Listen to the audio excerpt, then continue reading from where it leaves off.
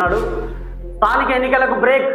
BC రిజర్వేషన్ల GO ఎన్నికల notification పై high court stay, కౌంటర్ను దాఖలు చేయాలంటూ ఇరుపక్షాలకు ఆదేశం.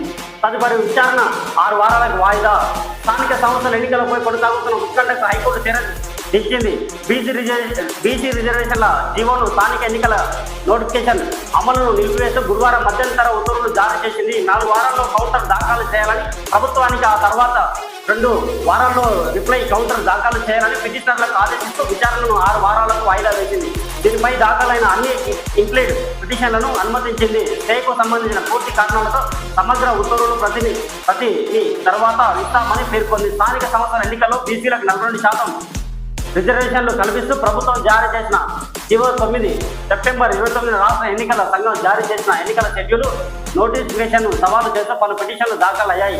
వీటిలో రిజర్వేషన్లను వ్యతిరేకిస్తూ సుమారు 30కి పైగా ఇంప్లీడ్ పిటిషన్లు దాఖలయ్యాయి. వీటన్నిటికీ ప్రధాన న్యాయమూర్తి justice Aparesh Kumar Singh, justice D M మైనుద్దీన్లతో కూడిన ధర్మాసనం గురువారం విచారణకు కొనసాగించింది. ప్రభుత్వం తరఫున advocate general J Sudarshan Reddy, senior న్యాయవాది రవి వర్మ కుమార్ వాదనలు వినిపించారు.